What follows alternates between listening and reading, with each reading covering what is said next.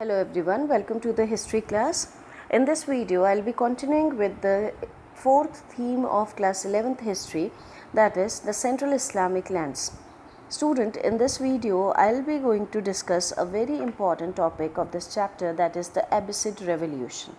But before discussing about the revolution, it is very essential to know about who were Abbasids. So let's start the topic. The Abbasid dynasty roughly emerged from 750 to 1258 AD. This was the time period of Abbasid dynasty. Its founder was believed to be Abu al-Abbas. The Abbasids are the longest lived dynasty stretched from Kairouan, Morocco to Bukhara in Central Asia. Now, about the early Abbasid Empire. The Abbasids were patron of acquiring knowledge and supported religious observance. Their leaders were the first Muslim rulers of the Islamic nation. In addition, they became guardians of the religion as opposed to the Arab aristocracy, commanding an Arab civilization on the lands that they conquered. Baghdad took Medina's place as the main thriving civilization. Baghdad became the core of theological activity, and industry and commerce developed greatly there. As a result, the Islamic Empire came to their peak as material and intellectual achievement flourished. So, the credit of expanding the intellectual and the materialism goes to Abbasids. Now, talking about the Abbasid revolution, another credit which goes to the Abbasid people were that they organized a movement called Dawa, which brought down the Umayyads and replaced them with this Meccan origin family of Abbasid. The Abbasid portrayed Umayyad regime as evil and promised a restoration of the original Islam of Prophet. The revolution not only led to change the dynasty, but it changes the political structure and culture of Islam. Here is the map of Abbasid Caliphate. This yellow region, including the entire Arabian Peninsula, this was their kingdom. The Abbasid uprising broke out in the distant region of Khurasan. Here in the map, I will show you where is Khurasan.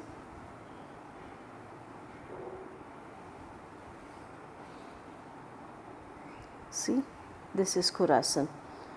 It is in the modern day eastern Iran near the Caspian Sea, this region. And here these are some of the important places where you need to keep in mind when you understand these kingdoms, Islamic kingdoms like Transoxiana, Khorasan, then this is present day Afghanistan region, Baghdad, right, Iraq, Arabian Peninsula. So these are some of the important region. I'll be showing this map again and again because when we'll be discussing about the other small kingdoms or the dynasties that emerged, we will again consider this map. So firstly, here in this map you need to understand the entire this yellow region was under the control of Abbasids. So there the revolution took place in Khorasan, that is in eastern Iran. It had a mixed Arab Iranian population which could be mobilized for various reasons. The Arab soldiers here were mostly from Iraq and resented the dominance of the Syrians.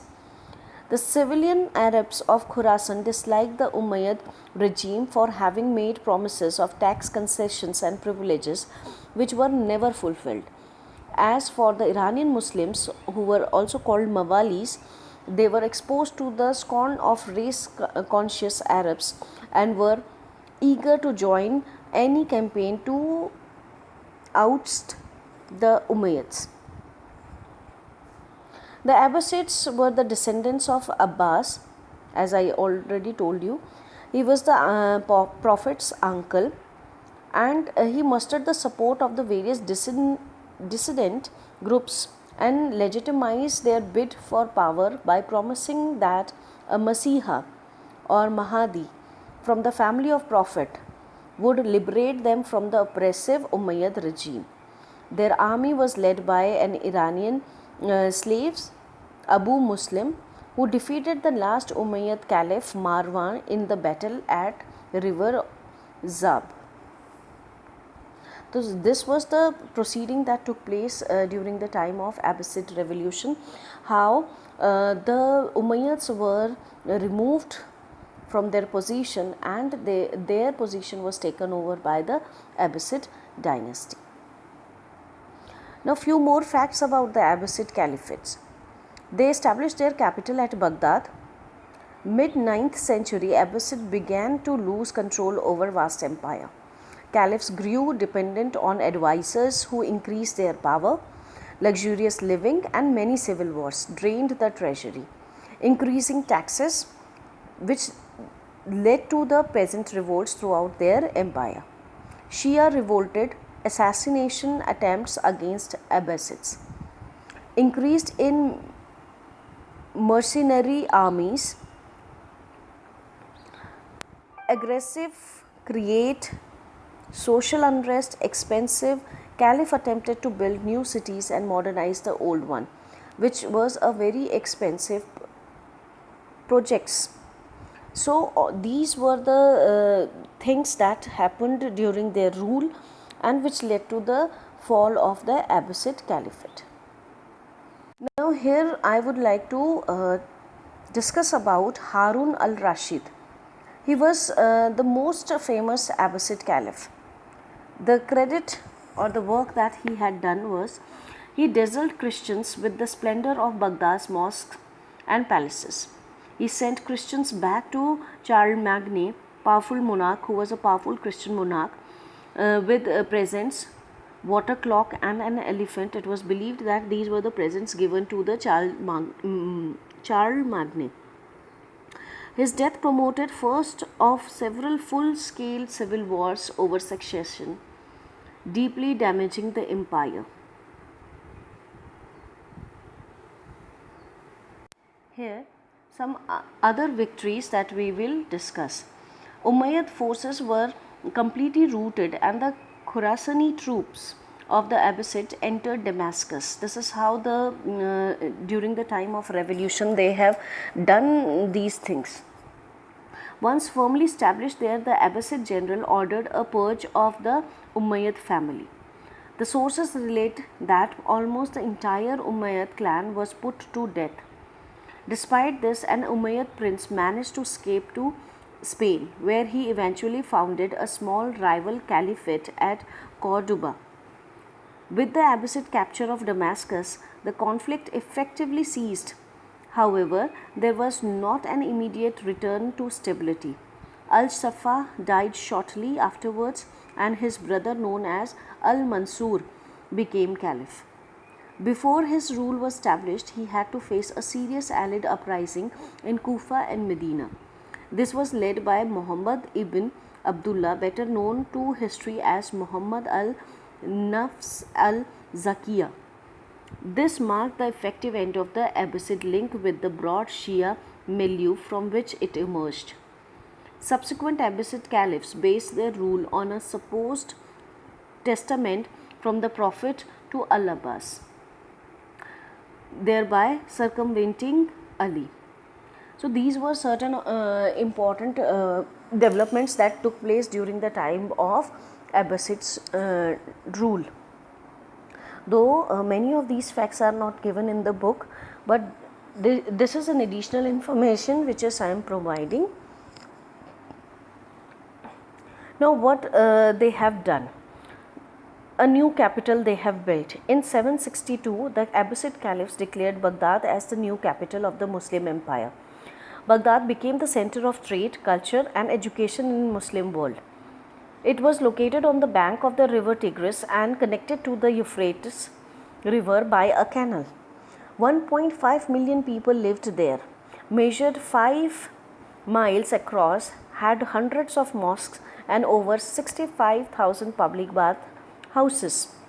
Complex irrigation system to support farming throughout the city, gardens, racetracks and pavilions.